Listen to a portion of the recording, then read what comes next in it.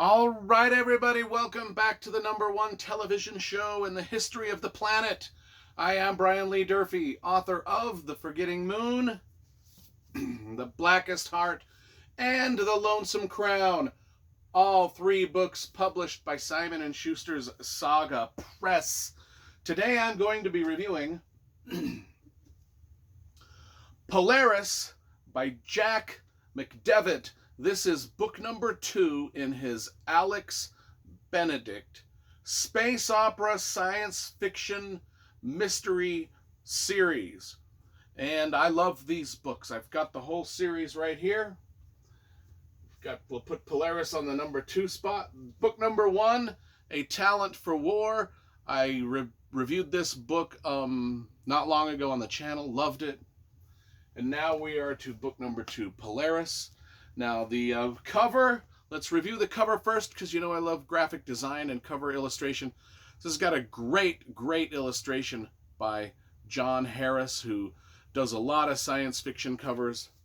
It's got a great look to it. I just love it. And most of the other books in the series are also illustrated by John Harris. And if we look at all the spines together, they look all right. I mean, book number 1 up here is a little different. And book number 1, 2, 3, 4, 5, 6, 7, 8. Book number 8 is a little different on the end over here. But for the most part, pretty cool. This has a Daryl Sweet cover. Oh, shit. I better stop while I'm ahead. We'll put these back before I drop them all. Just know that 6 of the 8 covers are done by John Harris, and he does a great job. That's all I wanted to say about that. Let's talk about the book itself. Alex Benedict, who is he? Well, I kind of compare this guy. If you've ever read Daniel Silva's Gabriel Allon mystery series about the... well, that's kind of a thriller series. All of the adventures take place over in Europe. They're about, you know, ancient artifacts and ancient secrets and terrorism and all that stuff. And Gabriel Allon is a art restorer, and he moonlights as a spy, and he solves. Well, Alex Benedict is pretty much, I compare it to that series because Alex Benedict is an antiques dealer in the far future, where we've got starships and speed of light travel. And he deals in antiques. And on the side, he moonlights as kind of like this spy, mystery solver kind of a guy. Well, what he does is, well, I'll just start with the beginning. You know, he's been through one space adventure already in this book. Now it's time for a second one, where he solves mysteries that happen in outer space, usually involving starships and distant planets and things like that.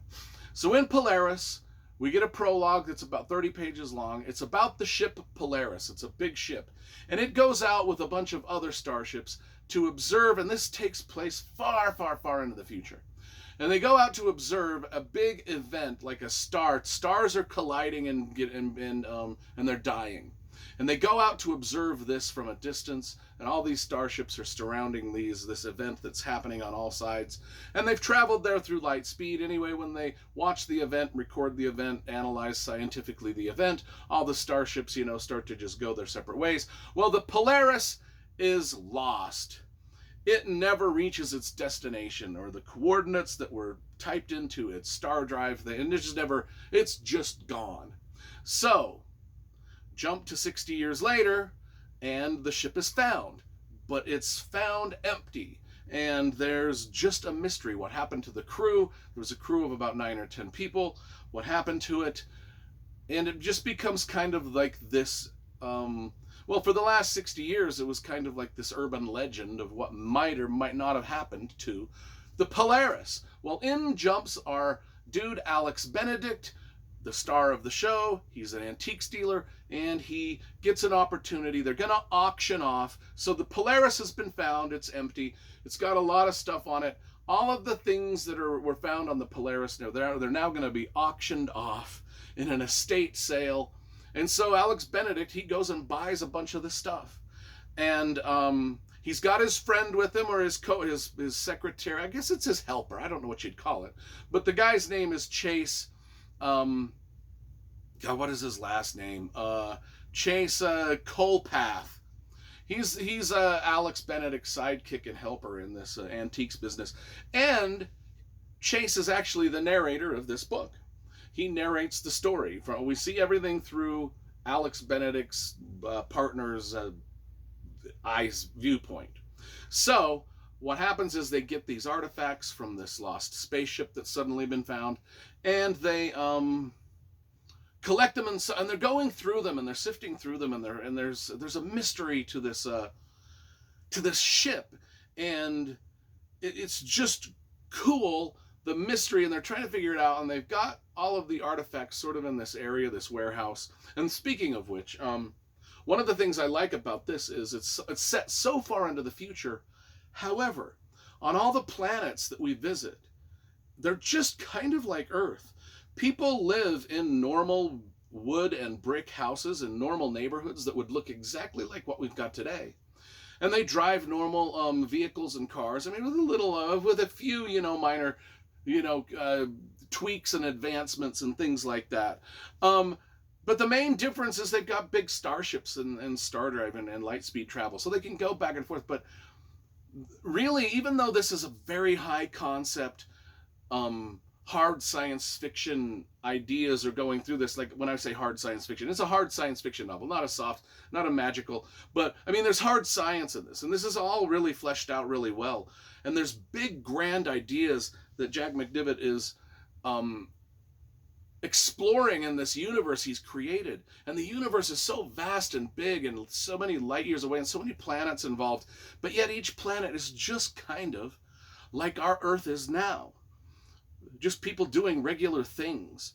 And I like that. I mean, there's no really grandiose cities like Coruscant from Star Wars. There's no, like, people aren't living in just like outlandish houses or anything like that. It's just people are still building their homes out of wood that they get from the forests and just like we do today, and bricks that we, it's kind of cool. I like the fact that it's really kind of grounded in this reality, but yet he takes us on these grand adventures in outer space with these people and these starships that are just magnificent starships. Some of them big, some of them small. I mean, he's got the pirates and the smugglers and everything going on that would happen with interstellar travel and interstellar trade between planets. And there's political intrigue and all of that. What I was getting to was, and I hope I can remember what I was talking about, is, okay, so they've got all these artifacts from the Polaris stored, and they're going through them, and they're realizing there's a mystery behind what happened to the crew, and they're kind of, but then there's a terrorist attack, and that building that they're keeping all of the artifacts in is destroyed. And all this stuff happens really early on, so I'm not really giving a spoiler away. So then what happens is we have this further mystery of Alex Benedict is like, well, somebody really, really, really, really did not want us to get to the bottom of this mystery of what happened to the crew of the Polaris. And so then that's the rest of the story, is Alex and Chase and a cast of other interesting characters going through, just having this adventure in space where it's not really blasters and lightsabers and a lot of action. It's just they are solving kind of like this Da Vinci Code-esque mystery of what happened to the people on this starship and where they went. And they're starting to, there's like different murder plots and terrorist organizations and different things that come into play. And just the wind up and and it's all just, it's very intense if you're into that kind of thing. If you love mystery novels that are laid out in a really nice, easy to read pace, where everything is just kind of, there's red herrings, there's all those things, and then it's also got that thriller element like Daniel Silva's Gabriel Allon books, but it's all set in the far, far distant future with real cool spaceships and stuff and mysteries surrounding the really cool spaceships. I just love everything about this. It's like mystery novels. It's the Da Vinci Code type stuff, James Rollins, Sigma Force type stuff, but set in the far future. And the way he describes the starships and the different types of light speed traveling ships that are in these books. It's just dynamite. Love it. Love it. I'm going to give this a solid 9.5 out of 10. It's just absolutely cool, and I can't wait to get to read and review the rest of these books in the series for y'all. So there you have it, folks.